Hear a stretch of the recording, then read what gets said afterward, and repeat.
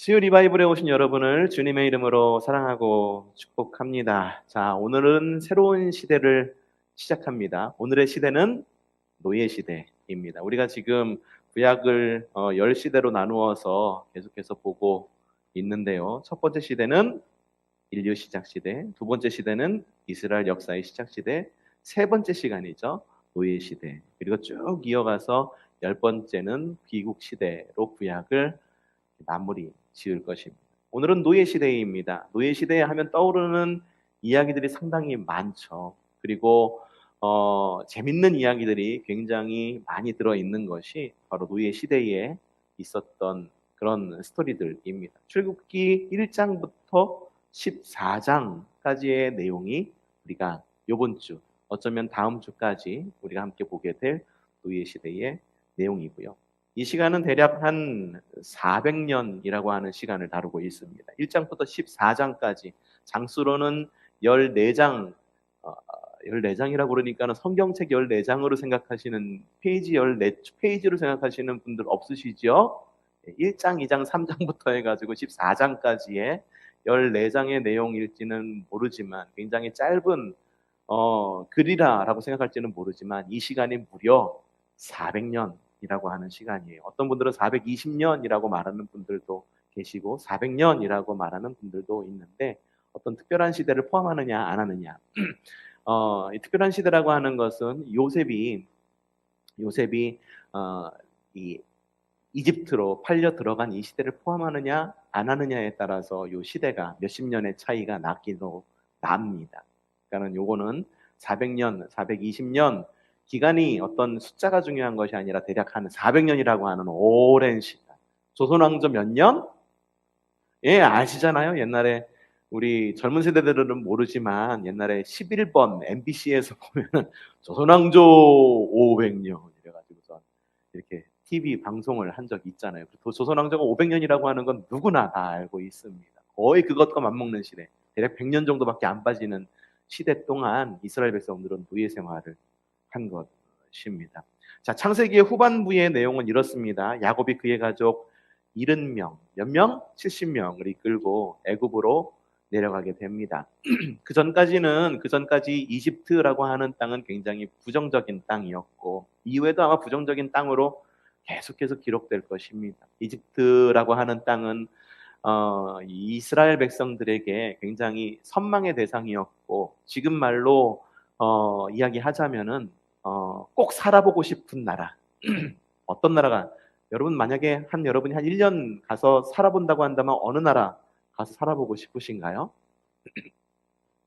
미국?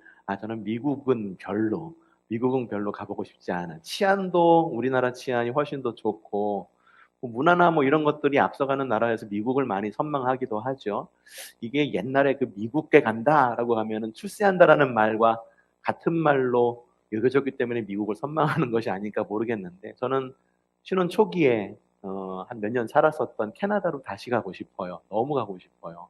그 나라 가서 한 1년이나 2년 더 오랫동안 함께 살고 싶다라는 생각을 이렇게 하기도 합니다. 요즘에 떠오르는 나라가 저쪽 어디죠? 호주 아래에 있는 나라 뉴질랜드 많이 가고 싶어 하시는 것 같고 스위스도 가고 싶어 하시는 분들도 있는 것 같고 정말 여러 나라를 가고 싶어 하기는 합니다. 이스라엘 백성들이 이 당시에 가서 한번 살아보고 싶은 나라가 바로 이집트였었어요. 그리고 어려울 때 가서 이곳에 가면 모든 게 해결될 것만 같은 나라가 바로 이집트입니다. 이후에도 마찬가지예요. 이후에도 이스라엘 나라를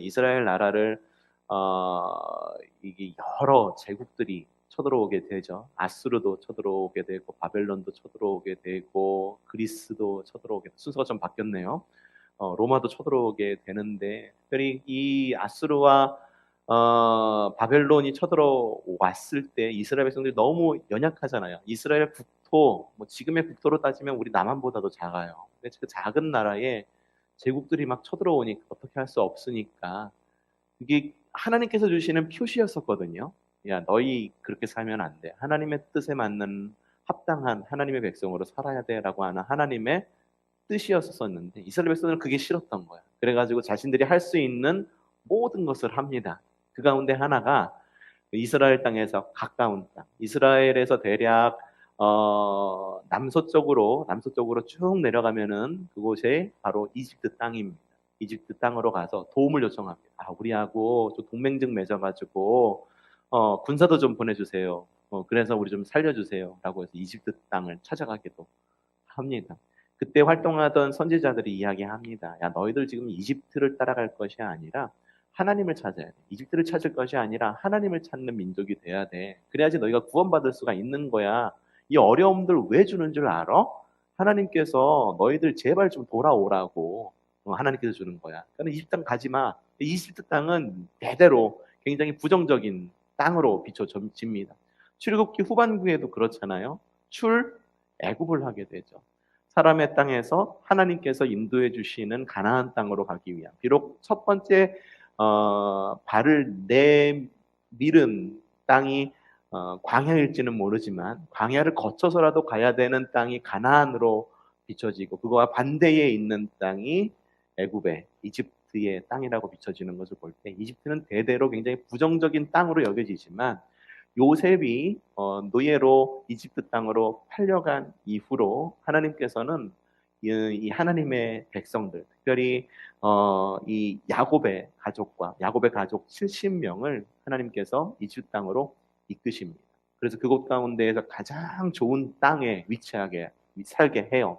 가장 좋은 나라, 이스라엘 백성들이 가장 살고 싶은 나라의 가장 좋은 땅, 고센 땅에 살게 합니다. 나중에 이 고센 땅에 사는 것 때문에 이스라엘 백성들이 고센 땅에 살면서 막 번성을 하게 되죠. 그러니까 이집트의 바로가 머리끝까지 화가 나요. 견제하게 되는 그러한 어떤 그런 상황까지 놓이게 되는데, 가장 좋은 땅, 어쨌든 그곳에 위치하게 됩니다. 뭐 미국의 뉴욕 이런 느낌, 캐나다의 토론토나 이런 곳으로 비유하자면은 그런 곳이죠. 애굽으로 내려가요. 당시에 하나님께서는 먼저 요셉을 애굽의 총리로 세워두셨죠. 가족들은 어떻게 해서든지, 형들은 요셉을 어떻게 해서든지 좀 눈에 안 보이게 하려고 떠나보낸 그런 이집트 땅이지만, 하나님께서는 그 사람들의 계획, 하나님께서 원하시지 않은 계획이라 할지라도 그것을 자신의 계획을 실행함으로 인하여 하나님의 뜻을 이루어 가시는 좋으신 하나님이신 것을 볼 수가 있죠. 앞서도 이야기했지만 창세기부터 출애굽까지 그 사이의 내용은 종이 한 장입니다. 하지만 400년이라고 하는 시간이 흐르게 된 거죠. 성경에 400년이라고 하는 시간이 짧게 기록되어 있지만 400년이라고 하는 시간이 흐르는 그런 성경이 또 한 군데가 있어요. 어딜까요? 구약에서 신약으로 넘어갈 때, 말라기에서 마태복음으로 넘어갈 때, 마태복음만이 아니죠. 사복음서의 내용으로 넘어갈 때, 예수님 시대로 넘어갈 때의 그 기간이 비록 한 장, 아주 짧은 장, 성경으로도 몇 장 되지 않는 얇은 성경책의 그런 내용일지는 모르지만 그 시기도 400년이에요. 엄청 긴 시간이죠. 그래서 그 시간 안에 구약시대에 없었던 사람들이 막 생겨나게 됩니다. 구약시대에 없었던 바리새인이 그 사이에 생겨나게 됐고, 서기관이라고 하는 어떤 그런 위치의 사람들도 그 400년이라고 하는 시간에 생겨나고, 그리고 그 사이에 이 이스라엘 백성들은 그리스의 침략도 받고, 그리고 여러 열강들의 침략을 받아서 결국은 로마 시대를 맞이하면서 신약이 시작이 되게 되는 거죠. 그래서 예수님께서 오신 이야기를 보면은 이미 예수님의 시대는 로마 제국이 이스라엘을 정복하고 식민지 통치할 때의 시기부터 시작을 합니다. 그 신약 성경에 보이지 않았던 여러 사회적 계급들이 성경 안에서 갑자기 툭툭툭툭 튀어나오고 있는 것을 볼 수가 있죠. 이 시기에 헤롯이 정권을 잡고, 굉장히 오랜 시간인 거예요. 400년이라고 하는 시간이 우리가 생각할 때 400년 그렇게 여길지는 모르겠지만, 정말로 역사적인 사건 400년이라고 하는 시간은 굉장히 오랜 그리고 긴 시간이다라고 이야기하는 거죠. 오늘의 창세기부터 출애굽기 1장부터 14장까지의 내용도 역시 400년의 시간을 담고 있다. 자, 출애굽기는 뜻은 탈출이라고 하는 뜻을 가지고 있습니다. 헬라어입니다. 탈출이라는 뜻을 가지고 있어요. 이상하죠? 히브리어 성경인데, 히브리 성경인데 구약은 히브리어로 쓰여졌죠. 근데 제목은 헬라어로 읽습니다. 이게 나중에 가면은 성경의 역사를 보면서 함께 볼 수 있는 내용이지만 이게 70인역이라고 하는 것이 번역이 됩니다. 이게 헬라어 성경으로 번역이 돼요. 알렉산더 대왕이 모든 그리스 시대에, 이게 또 400년 동안에 이루어진 거예요. 그 사이 400년. 말라기와 마태복음 중간에 이루어진 일인데, 알렉산더 대왕이 그리스 제국을 통일을 하잖아요. 그래서 알렉산드리아라고 하는 그런 도시를 세우게 되는데, 이 알렉산드리아의 유명한 것이 바로 도서관입니다. 도서관을 갖다가 딱 지어놓고 세계에 있는 모든 책들을 다 모아가 놨는데, 다 짓고 세계에 있는 세상에 있는 모든 책들을 다 모아놨다고 생각했는데 한 권을 빠뜨린 거예요. 뭐였을까? 성경이었어요. 히브리인들의 성경이었던 거예요. 이스라엘 민족의 성경이었던 거죠. 그래서 성경을 갖다 놓으려고 하는데 읽을 수가 없던 거죠. 그들의 언어로 돼 있으니까. 그래서 히브리인들, 이스라엘 민족들 가운데에 똑똑한 사람 70명을 불러드립니다. 그래서 70명이 모여서 히브리어 성경을 헬라어 성경으로 번역을 해요. 그래서 LXX라고 씁니다. 이 70인이라고 하는 뜻을 가지고 있는데, 이 성경을 최초의 헬라어 성경 혹은 히브리어를, 그러니까는 셉터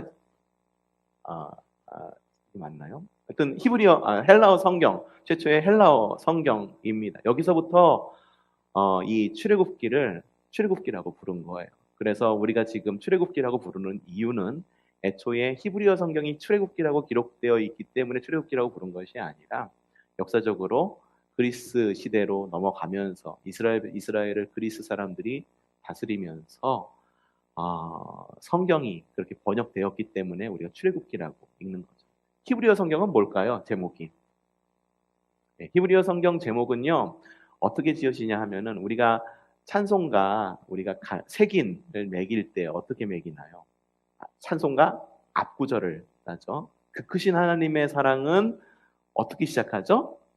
그 크신 하나님으로 시작하죠. 그죠? 예수 사랑하심을, 이건 어떻게, 날 사랑하심이죠. 원래 제목은. 그죠? 어떻게 우리나라 성경에는 날 사랑하심이라고 적혀 있나요? 아니죠. 예수 사랑하심이라고 적혀 있죠. 앞부분을 따서 찬송가를, 제목을 매겼어요. 히브리어 성경도 마찬가지입니다. 앞부분의 글자가 뭘 나오냐에 따라 가지고 그 글자를 따서 히브리어 성경의 제목을 정했습니다. 근데 지금 우리가 읽는 성경은 출애굽기의 이름은 뭐다?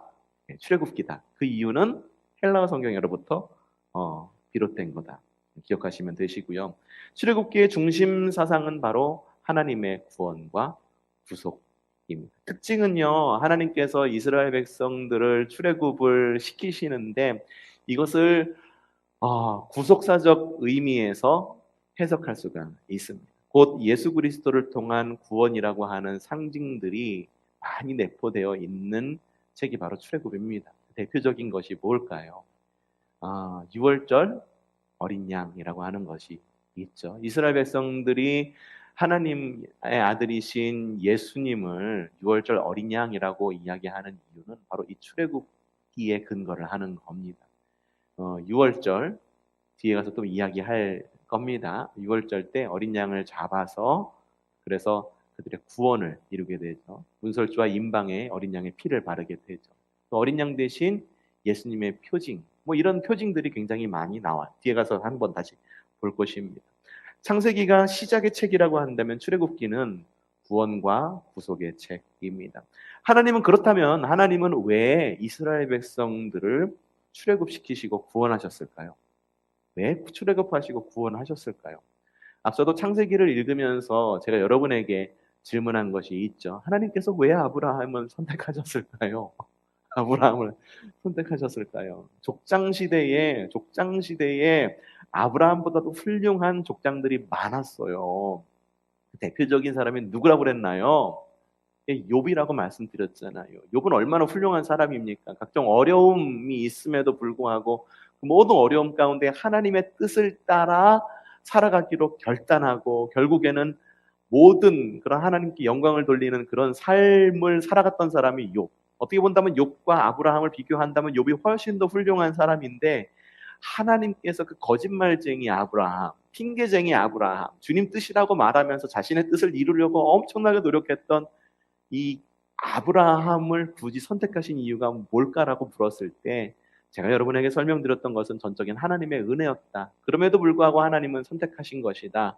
지금도 하나님은 어떤 갖춰진 사람을 부르는 것이 아니라 하나님의 은혜로 모든 사람을 사랑하셔서 선택하시고 그 선택을 통해서 사람을 만들어 가신다라고 말씀을 드렸어요. 그러면은 하나님께서는 왜 이스라엘 백성들을 출애굽시키신 것이었을까?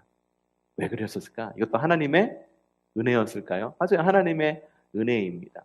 어떤 은혜였을까요? 이 은혜는요, 이스라엘 백성들이 출애굽을 함으로 인해서 하나님 나라를 세워가기 위함입니다.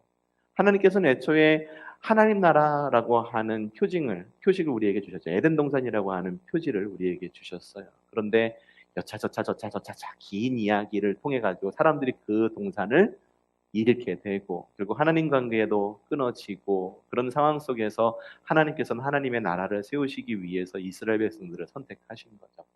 출애굽을 통해서 얻은 이스라엘 백성, 그리고 하나님 나라의 가장 큰 유익은 뭐냐 하면은 이스라엘이라고 하는 민족을 이루었다라고 하는 겁니다. 바로 왕이 이스라엘 민족을 갖다가 학대하면서 이야기한 것이, 이스라엘 민족이 참 안 되겠다, 이스라엘 민족을 멸하자라고 얘기한 게 아니라 히브리 민족이라는 말을 씁니다. 이 히브리 민족이라고 하는 말은 합비루라고 하는 말에서 나온 건데, 아마도 이 합비루라고 하는 이 말의 뜻이 아마 보잘것없는 뭐 그런 뜻을 가지고 있는 걸로 알고 있어요. 히브리 민족이었어요. 민족도 아니었죠. 그냥 히브리 족속이었죠. 족장 중심의 족속이었죠. 족장 중심이라고 하는 건 마을 공동체라는 거예요. 마을 공동체. 요즘에 제가 요즘에 좀 얼마 전에 본 그런 영화가 있는데, 요즘에는 그 극장에 가지 않아도 영화를 볼 수가 있죠. 넷 무슨 스라고 하는 무슨 그런 게 있어요. 거기 보면은 컴퓨터로도 영화를 볼 수가 있는데, 거기에 바바리안이라고 하는 그런 독일에서 만든 미니 시리즈가 6부작짜리 시리즈가 올라왔더라고요. 이게 뭘까 봤더니만은 거기가 독일이라고 하는 게르만 족속이 족장 시대였을 때를 배경으로 하고 있는 거예요. 족장 시대에 로마가 이 게르만 족속을 갖다가 이 식민지하기 위해서 왔어요. 왔는데 이 게르만 족속의 주인공은 게르만 족속이에요. 이 바바리안들, 그 뭐죠? 바바리안들이 그 로마의 그 침략에, 네, 전화 잘 받고 오세요. 네, 전화 잘 받고 오시면 되세요. 네, 그래요. 바바리안들이 로마의 이런 통치에 항거하면서 이렇게 로마에 항거하는, 독립운동하는 모습이 그려진 게 바바리안이죠. 이 바바리안이라고 지어진 것은 철저하게 로마의 시점에서 이름이 지어진 거예요.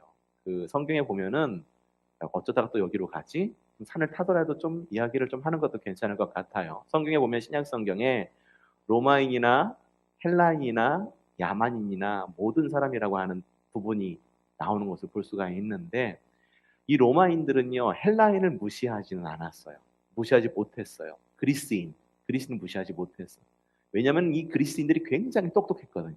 굉장히 똑똑해요. 얼마나 똑똑했으면은 철학이 거기서 발달됐겠습니까? 아리스토텔레스, 뭐 여러 가지 철학자들이 거기서 그리스에서 나왔잖아요. 그 로마가 세계를 정복했을지라도 무시할 수 없는 나라가 이미 무너진 제국이었음에도 불구하고 그리스를 무시할 수가 없었어요. 그래서 그리스에 있는 신들까지도 데려와서 자신들의 신으로 섬긴 거예요. 그래서 그 바바리안이라는 영화에 보면은 마르스를 섬깁니다. 마르스. 화성을 뜻하는 그런데 전쟁의 신이라고 합니다. 마르스를 로마인들이 섬기는 것을 볼 수가 있는데, 근데 맞아. 이야기를 하려고 그랬다. 그리스인들을 무시하지는 못했지만 무시하는 민족들이 있는데, 그게 바로 야만인들이에요. 지식도 없을 것이라고 여겼고, 이건 그리스인들도 아니고 로마인도 아니고 우리가 정복해야 할 대상. 그게 바바리안이라고 하는 의미를 갖고 있다고 합니다. 그렇다고 그래요. 저도 책에서 읽었어요. 그렇다라고 그래요. 그래서 그 야만인들이라고 여겼던 그 점원 게르만 민족들을 쳐들어가 갖고 그들과 대화를 시도하지 않고 야 곡물 언제까지 바쳐 뭐 이런 이야기를 쭉 하고 있는 것을 볼 수가 있는데 어쩌다가 이렇게 이런 이야기까지 나왔는지는 모르겠어요. 어디 하다가 여기까지 왔죠? 기억 잘 안 나시죠? 맞아요. 하나님께서 왜 이스라엘 백성들을 구속하셨나? 맞아요. 하나님 나라. 핫비루 족속, 거기서 나왔다. 핫비루 족속을 이스라엘 민족이 되게 하는 결정적인 그런 이 전환점이 바로 출애굽입니다. 하나님께서 이스라엘 민족을 출애굽시키면서 그들의 민족성을 부여해요. 그 뒤에 가서 한 번 더 볼 텐데 민족성이라고 하는 것이 어떤 민족성이냐면은 하나님을 섬기는 나라. 그래서 어, 모세가 묻죠. 당신이 누굽니까라고 물었을 때 나는 나야. 나는 스스로 있는 자다라고 이야기하면서 이스라엘 민족의 정체성을 보여주고 그래서 민족을 이루게 되고 40년 이후에 가나안 땅에 들어가면서 무엇을 이룹니까? 국가를 이루죠. 국가를 이루어서 이 출애굽이라고 하는 시간이 굉장히 중요한 시간. 그러니까 하나님께서 이스라엘 백성들을 왜 구속하셨는가? 바로 하나님이 통치하시는 하나님 나라를 세우시기 위해서 이스라엘 백성들을 출애굽을 시킨 것입니다. 자, 출애굽기는 크게 두 부분으로 나눌 수 있습니다. 1장부터 18장, 19장부터 40장까지 나눌 수 있는데 18장까지는 시내산까지의 여정이 걸려 있어요. 이 기록되어 있습니다. 시간의 흐름에 따라 기록되어 있고요. 드라마틱합니다. 여러 가지 이야기들이 굉장히 드라마틱해. 그래서 굉장히 쉽고 읽기가 재밌죠. 19장부터 40장까지는 시내산부터의 여정을 그리고 있는 것을 볼 수가 있어요. 자, 이스라엘 백성들이 노예 생활을 400년이나 했습니다. 그럼에도 불구하고 번성했죠. 애굽 땅에 가득했습니다. 요셉이 총리 자리에 있을 때는 문제가 되지 않았어요. 힘이 있었기 때문에. 요셉이 막아줄 수 있었죠. 하지만 출애굽기가 어떻게 시작되냐 하면은 요셉을 알지 못하는 왕이 애굽을 통치한다라부터 거기부터 시작이 됩니다. 요셉을 알지 못하는 왕 바로라고 하는 왕이 등장을 하게 됩니다. 바로라고 하는 말도 이 말도 사람의 이름이 아닙니다. 사람의 이름이 아니라 옛날에 그런 영화 있죠. 뭐 미라가 나와서 막 사람들에게 막 저주를 내리고 막 그런 영화 가운데에 그 제목 가운데 하나가 파라오의 저주 막 이런 영화가 있었어요. 공포 영화 가운데에 그런 영화가 있었죠. 이 파라오라는 말이 우리말로 번역된 게 바로예요. 그러니까 바로라고 하는 말 자체가 왕이라는 뜻을 가지고 있어요. 바로라고 말하면은 과연 이 바로의 진짜 이름이 뭔지를 알아볼 필요가 있는 거예요. 그래서 옛날에 이집트의 왕자라고 하는 영화를 보면은 람세스 왕이 나오죠. 람세스 몇 세 몇 세. 이게 바로 왕의 진짜 이름. 거기서 등장하게 되는 거죠. 그런 요셉을 알지 못하는 왕이 등장을 하게 되는 겁니다. 등장을 해서 이게 이따 보니까는 이방 민족인 이스라엘 민족이 자기 민족보다 번성하고 혈통이 굉장히 뭐 혈통이 좋은 건지 막 번성하다 보니까 형통하다 보니까는 자신 나라에 위협이 된다라고 여긴 것이죠. 더군다나 애굽 땅에서 가장 좋은 땅인 고센 땅에 살고 있었던 거예요. 노른자 땅에 그들이 살고 있었던 거죠. 안 되겠다. 그래서 이스라엘 백성들을 갖다가 그때부터 핍박하기 시작합니다. 학대하기 시작하고 무거운 노역을 부여하게 됩니다. 그래서 이스라엘 백성들을 학대하고 무거운 노역을 주음으로 인해서 세운 성이 비돔성 그리고 람세성이라고 하는 성을 건축하게 되죠. 산하제한 정책을 합니다. 그리고 남아 살인 정책을 취하게 되죠. 몇 명 이상 낳지 못하게 하고 몇 명 이상 낳았는데 특별히 그 남자일 경우에는 바로 잡아서 죽여라. 산모들에게 그걸 갖다가 명령을 하게 됩니다. 그런 배경 가운데 모세가 탄생합니다. 모세의 어머니의 이름은 요게벳.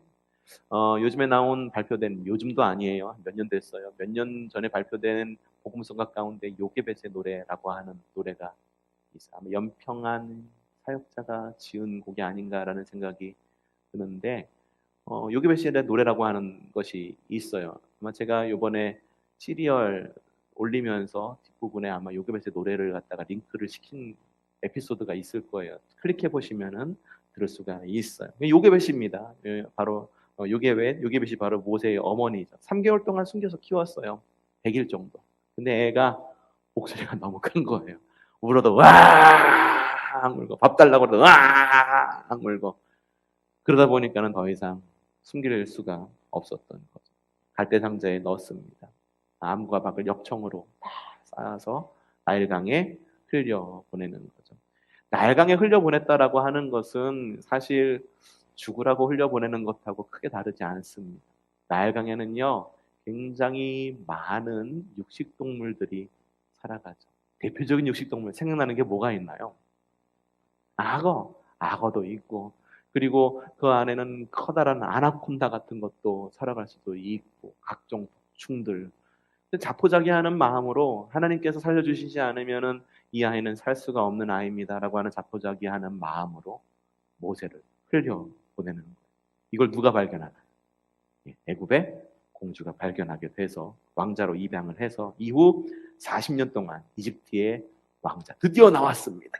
이집트의 왕자로 교육을 받고 성장하게 됩니다. 어느 날 이 40세가 되던 해였는지 전후였는지 알 수는 없지만 히브리인을 학대하던 애굽인을 발견하게 되고 이 애굽인 이집트인을 살해하게 됩니다. 그리고 미디안 광야로 도망쳐서 이집트 왕자의 삶을 마감하게 되죠. 퀴즈. 자, 그러면은 왕자입니다. 이집트의 왕자입니다. 과연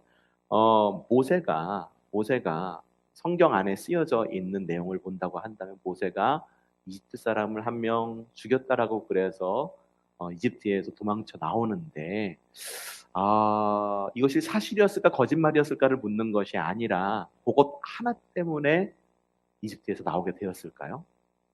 역사적인 많은 정황을 보면은 서자의 서러움이라고 하는 것이 있어요. 왕에게도 정통 아들이 있고 왕자들이 있고 그리고 후궁들을 통해서 낳은 아들도 있고 입양한 아들들도 있고 왕자들이 많을 것 아닙니까? 왕자가 애굽 사람 군인 한 명 죽였다라고 그래서 그것이 큰 흠이 될까? 여러분은 어떻게 생각하십니까? 지금이야 큰 흠이 될 수 있겠지만 그 당시는 그런 시대가 아니에요. 왕이나 왕자가 자신의 명령을 거역한 누군가를 갖다가 사형시키고 죽인다라고 그래서 그것이 자신의 위치를 흔들 만한 위협이 되는 시대가 아니었다라고 하는 거죠. 그러면은 왜 모세가 이집트를 탈출하게 되었을까? 지금 탈출하려고 이야기하려고 그러는데 머릿속에서 갑자기 탈옥이라는 말이 떠올라가지고 그걸 이야기할 뻔했어요. 탈출하게 되었을까? 모세는 적통이 아니었습니다. 바로 왕의 아들이 아니었다라고 하는 거예요. 그렇기 때문에 정체성이 굉장히 불분명했습니다. 혈통은 이집트인이었나요? 아니죠. 히브리인이었고 그렇기 때문에 만약에 누군가가 왕이 되어야 된다라고 하면은 분명히 위협이 되는 사람이었었어요. 이러한 위협되는 환경 속에서 모세는 교육받고 자라났을 거라고 하는 거죠. 이 요게벳이 자신의 아들을 떠나 보내서 왕가에 이렇게 입양되어서 크기는 했습니다만 모세가 왕자로서의 삶을 산 것, 이집트의 왕자라고 하는 애니메이션을 보면은 막 그 다른 형제들과 함께 막 마차를 타고서 막 깔깔거리면서 웃으면서 자라온 그런 환경으로 보여주지만 제가 신학적 상상력을 발휘해서 생각했을 때에는 언제나 죽음의 위협이 도사리는 그런 삶을 살지는 않았을까라고 한번 그렇게 혼자 상상해 보기도 했어요. 그렇기 때문에 자신의 어떤 티끌 하나가 보여지고 자신의 약점 하나가 딱 누군가에게 잡혔을 때 도망칠 수밖에 없는 상황에 놓이게 된 것이 아닐까. 성경에 나와 있지는 않지만 혼자 그렇게 신학적 상상력을 발휘해 보게 되었습니다. 자, 그 이후로 40살부터 80세까지 미디안 광야의 목자의 삶을 살아가게 됩니다. 호렙산 아래에 불타는 떨기나무 아래로 주님께서 어느 날 부르시게 되죠. 40년이라고 하는 시간이 지난 이후의 말이죠. 하나님께서 자신을 소개합니다. 이게 출애굽기 3장 6절의 말씀입니다. 한번 읽어보죠. 시작. 하나님이 또 말씀하셨다. 나는 너의 조상의 하나님, 곧 아브라함의 하나님, 이삭의 하나님, 야곱의 하나님입니다. 하나님께서 자신을 소개하는데 조상들의 하나님이다라고 소개하고 있어요. 조상들. 이스라엘 백성들이 가지고 있는 정체성은 그제서야 합비루라고 하는 족장의 어떤 그런 모습을 가지고 있는데 하나님께서는 더 나아가서 족보를 읊고 있는 거예요. 족보. 엄청난 거죠. 그 이후에 모세가 하나님께서 그렇게 말씀하시자 모세가 하나님께 질문을 하는데 일생일대의 굉장히 중요한 질문이었어요. 뭐였을까? 3장 13절 읽어보죠. 시작. 모세가 하나님께 아뢰었다. 제가 이스라엘 자손에게 가서 너희 조상의 하나님께서 나를 너희에게 보내셨다 하고 말하면 그들이 저에게 그의 이름이 무엇이냐 하고 물을 터인데 제가 그들에게 무엇이라고 대답하야 합니까? 이스라엘 백성들에게 가요. 하나님 이렇게 말씀하셨죠? 하나님이라는 말도 몰랐겠죠. 야훼라는 말 물론 그렇게 불렀을지도 몰라요. 당신을 뭐라고 이야기해야지 사람들이 나는 당신을 보니까 두려워요. 이 불타는 떨기나 뭐 뜨겁지도 않고 여러 가지 모습들도 보여주고 기적도 보여줬는데 나는 당신을 두려워해요. 확실합니다. 그런데 나는 당신을 두려워하지만 사람들은 두려워하지 않을 건데 내가 가서 출애굽하다라고 이야기하면 사람들이 물을 거 아닙니까? 야, 그 신이 뭐길래 이집트 땅에도 신들이 얼마나 많은데 그 신들을 제쳐두고 그 신이 말하는 그곳으로 가라고 그러느냐. 이렇게 나한테 물을 것인데 내가 그럼 그들에게 뭐라고 이야기해 줘야 됩니까? 저들에게 그의 이름이 뭐냐고 물을 터인데 이름을 물어본다라고 하는 건 정체성을 묻는다라고 하는 거예요. 이름에는 정체성이 담겨 있어요. 성경 안에 많은 이름들이 있는데 그 안에 정체성이 있습니다. 그래서 많은 사건들이 있은 다음에 이름이 변하는 사건들이 굉장히 많죠. 아브람이 아브라함으로 변하고, 그렇죠? 이런 사건. 그리고 예수님의 이름도 예수라고 하는 이름이 있기 전에 이미 그 분의 이름이 하나가 있었어요. 임마누엘이라고 하는 이름이 있었었죠. 임마누엘의 뜻이 뭡니까? 하나님이 우리와 함께 계신. 그게 예수님의 정체성이에요. 우리와 함께 하신 하나님. 그러기 위해 우리에게 오신 하나님. 그러니까 이름을 물어볼 터인데라고 말하는 거는 그 사람의 정체성이 뭐냐, 그 신의 정체성이 뭐냐를 묻고 있는 거예요. 주님께서 굉장히 명쾌하게 대답하십니다. 유명한 말씀이죠. 3장 14절 시작. 하나님이 모세에게 대답하셨다. 나는 나다. 이게 세번역 성경으로 읽으니까 나는 나다라고 적혀 있는데 여러분들이 익숙한 개역개정 성경을 보면 뭐라고 적혀 있습니까? 나는 스스로 있는 자다라고 적혀 있어요. 이 영어로 말하면 I am who I am인데 히브리어는 모두 과거형 아니면 미래형입니다. 이 나는 스스로 있어 왔던 자고 미래에도 스스로 있는 자다라고 하는 거예요. 알파와 오메가 된다라고 하는 말이죠. 그러니까 이 말과도 같은 거예요. I will be who I will be. 그러니까 I am who I am. 나는 지금 스스로 있는 자야라고 하는 말은 I was who I was. 과거에도 있었어. 스스로 있었어. 그리고 지금도 I am who I am. 지금도 있는 거고 미래 I will be who I will. 나도 미래에도 계속 있을 거야라고 말하는 것과 같은 의미를 담고 있어요. 이 말이 무슨 말이냐? 히브리 사람들이 듣기에 I am who I am이라는 말은 이렇게 들릴 것입니다. 앞으로 나타낼 나를 통해서 내가 누구인지를 나타내게 될 거야. 나는 스스로 있는 자야 라는 말, 현재적인 의미도 있지만 앞으로 내가 하는 일들을 한번 들여다봐. 그럼 내가 누구인지를 너희는 확실하게 알 수 있을 거야 라고 하는 거죠.